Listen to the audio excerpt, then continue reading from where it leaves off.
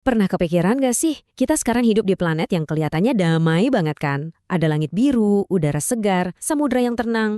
Tapi jujur aja nih, semua kenyamanan dan kedamaian yang kita nikmati tiap hari ini sebenarnya lahir dari miliaran tahun proses yang benar-benar brutal. Yap, bumi kita ini punya masa lalu yang super gelap dan penuh kekerasan yang terus aja berulang. Coba bayangkan deh, sebuah dunia yang nggak berwarna biru, nggak ada lautan sama sekali, boro-boro pepohonan hijau, suara burung atau hewan, nol, kosong. Yang ada cuma neraka raksasa yang mendidih. Suhu permukaannya tuh bisa sampai ribuan derajat. Dan langit di atas sana terus-terusan ngejatuhin hujan batu api dari luar angkasa. Nah, percaya nggak percaya, kayak gitulah wujud rumah kita di awal pembentukannya. Oke, mari kita bahas lebih dalam ya. Kalau kita bandingin, di satu sisi kita punya bumi versi sekarang. Nyaman, stabil, bener-bener tempat yang pas buat kehidupan. Tapi di sisi lain, kalau kita tarik mundur ke masa awal planet ini yang sering disebut Eon Hadean, wah bedanya jauh banget. Hadean ini diambil dari kata Hades alias neraka purba. Dan ini bukan cuma kiasan keren-kerenan loh. Bumi saat itu beneran lautan magma yang bergejolak parah. Dengan atmosfer beracun yang sama sekali nggak ada oksigennya. Masuk ke bagian 1, awal mula yang penuh kekerasan. Buat bener-bener paham gimana neraka HDN ini bisa berubah jadi rumah buat kita harus narik waktu jauh ke belakang. Bahkan sebelum tata surya kita terbentuk. Jadi gini awalnya, belum ada bumi, belum ada matahari, cuma ada awan debu dan gas kosmik raksasa sisa-sisa bintang mati. Terus, pelan-pelan gravitasi mulai narik semuanya jadi satu, kayak tangan tak terlihat gitu. Awan ini runtuh, tekanannya naik drastis, suhunya ekstrim banget, sampai akhirnya, boom! Di tengah kekacauan itu, matahari kita lahir. Sisa-sisa material di sekitarnya nggak tinggal diam, mereka mulai tabrakan brutal satu sama lain selama jutaan tahun. Dari debu jadi batu, batu jadi sebesar gunung. Puncak dari semua tabrakan inilah yang akhirnya ngebentuk planet muda kita yang super panas dan nggak stabil. Di masa muda yang nggak stabil itu, bumi kita ngalamin kejadian kosmik yang gila banget. Ada planet lain yang ukurannya kira-kira sebesar Mars, kita sebut aja Theia, tiba-tiba meluncur dan ngehantam bumi dari samping. Ini beneran tabrakan kosmik paling epik dalam sejarah planet kita loh. Hantamannya saking dahsyatnya, sampai sebagian kerak bumi hancur lebur dan terlontar keluar angkasa. Tapi, ajaibnya nih, puing-puing kehancuran itu pelan-pelan menyatu di orbit dan membentuk bulan. Yap, satelit setia yang terus nemenin kita sampai sekarang. Nah, setelah tabrakan epik itu, suasana perlahan berubah. Permukaan bumi mulai mendingin, atmosfer purba yang tebal banget mulai nahan uap air dalam jumlah yang gak masuk akal. Dan kemudian, langit pun seolah runtuh. Coba bayangin, hujan turun tapi bukan cuma berhari-hari atau berminggu-minggu, melainkan selama jutaan tahun, tanpa henti.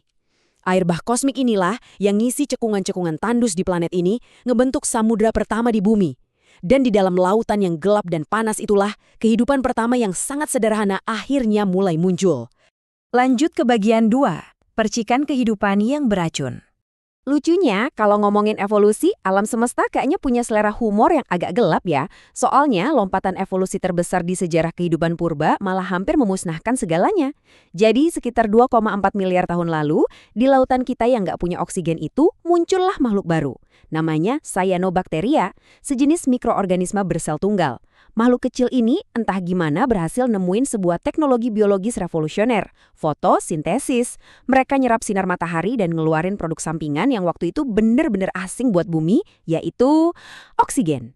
Nah, yang paling menarik, atau lebih tepatnya agak ngeri dari ini semua adalah oksigen yang sekarang tiap detik kita hirup buat hidup, awalnya itu racun yang mematikan loh, bener-bener mematikan. Makhluk purba zaman itu sama sekali nggak didesain buat nerima oksigen. Jadi pelan tapi pasti, gas ini mengubah atmosfer bumi jadi semacam senjata biologis global. Kejadian ini dikenal sebagai peristiwa oksigenasi hebat atau The Great Oxygenation Event.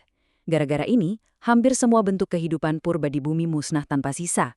Ini literally kepunahan massal pertama di dunia kita. Tapi, disinilah letak ironinya. Kehancuran besar ini justru ngebuka jalan buat peluang baru.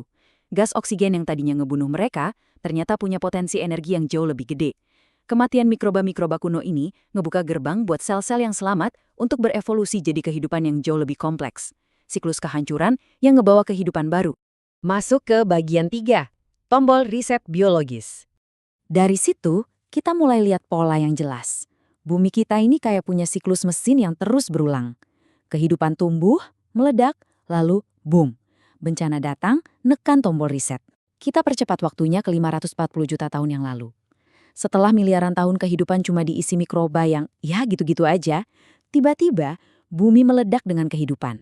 Momen ini disebut ledakan Kambrium. Di titik ini, evolusi tuh nggak cuma berjalan, tapi ngebut tanpa rem. Lautan tiba-tiba berubah jadi arena tempur buat monster-monster biologis yang bentuknya super aneh. Coba bayangin, predator laut tiba-tiba punya rahang tajam. Terus ada hewan aneh dengan mata yang lensanya ada ribuan. Bentuk mereka tuh saking anehnya, rasanya lebih pantas disebut alien daripada nenek moyang hewan laut zaman sekarang. Tapi, ya alam semesta kayaknya nggak suka biarin kehidupan santai terlalu lama. Kita maju lagi ke 252 juta tahun yang lalu. Waktunya siklus riset kembali berjalan. Bumi beneran hampir tamat di peristiwa yang kita sebut The Great Dying.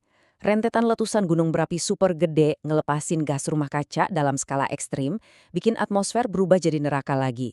Tingkat kematiannya nggak main-main, 96% dari seluruh kehidupan laut musnah total. Kehidupan benar-benar di ujung tanduk. Tapi, lagi-lagi, dari abu kehancuran selalu ada penguasa baru yang bangkit. Bumi pelan-pelan pulih, dan kali ini ngasih panggung utamanya buat para dinosaurus, yang akhirnya berkuasa tanpa lawan selama 160 juta tahun.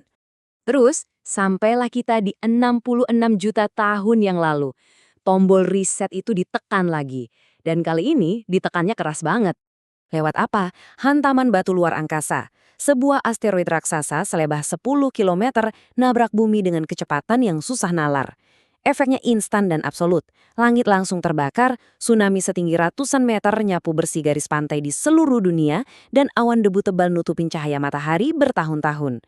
Masa kejayaan dinosaurus langsung tamat hari itu juga. Benar-benar kiamat buat mereka. Tapi sekali lagi kehancuran total ini meratakan jalan buat penghuni baru. Dan itu membawa kita ke bagian 4, tengah malam kosmik. Disinilah cerita ini mulai nyambung banget sama keberadaan kita. Kita turunin temponya bentar ya. Ada satu paradoks yang gila banget soal kenapa manusia bisa mendominasi bumi sekarang. Kenapa kita bisa ada di sini ngebangun peradaban? Jawabannya, karena nenek moyang kita, yang waktu itu cuma mamalia kecil ketakutan, berhasil selamat dari kiamat asteroid dengan cara sembunyi di dalam tanah. Mereka ini benar-benar kuda hitam di ekosistem saat itu. Pas langit mulai cerah lagi dan dinosaurus udah lenyap, makhluk-makhluk kecil ini pelan-pelan keluar dari persembunyian dan ngambil alih dunia yang kosong. Dari garis keturunan mereka lah, manusia akhirnya lahir. Skala waktu alam semesta ini kadang emang bikin pusing saking lamanya. Biar gampang, coba kita pakai kalender kosmik. Kalau kita mampatkan umur bumi yang 4,5 miliar tahun, itu jadi cuma 1 tahun aja, berarti bumi terbentuk di tanggal 1 Januari. Dinosaurus, mereka nongkrongnya di bulan Desember. Terus tebak kapan kita, manusia, baru muncul? Manusia baru nongol di tanggal 31 Desember, sekitar jam 11 malam. Dan yang lebih gila lagi, seluruh sejarah peradaban manusia yang kita tahu, dari kerajaan kuno, perang dunia, revolusi industri, sampai internet yang lagi kamu pakai sekarang, semuanya itu cuma muak di beberapa detik terakhir sebelum pergantian tahun kosmik. Coba resapin deh. Hanya dalam beberapa detik kosmik yang super singkat itu, kita udah ngelakuin hal-hal gila. Kita merombak total wajah planet ini, kita membangun kota-kota global raksasa, kita udah jalan-jalan keluar angkasa, dan ya sayangnya kita juga ngerubah iklim planet ini. Untuk pertama kalinya dalam sejarah miliaran tahun, ada satu spesies kecil pendatang baru yang tiba-tiba punya kekuatan buat nentuin nasib seluruh ekosistem bumi. Tapi ada satu hal penting yang nggak boleh kita lupa. Kita udah lihat bareng-bareng gimana bumi ini pernah terbakar, membeku, kehabisan oksigen, sampai dihantam asteroid raksasa. Dan bumi selalu bisa pulih. Bumi itu nggak butuh manusia. Kalau besok tiba-tiba kita semua menghilang, planet ini bakal terus aja berputar dalam diam, nyembuhin lukanya sendiri dan mulai siklus kehidupan baru tanpa kita. Sejarah planet kita ini ngajarin bahwa kita itu rapuh banget. Jadi pertanyaannya sekarang, dengan kekuatan besar yang kita pegang di detik-detik kosmik terakhir ini, apakah kita bakal pakai kecerdasan kita buat jadi pelindung planet ini? Atau jangan-jangan kitalah yang bakal nekan tombol riset biologis berikutnya?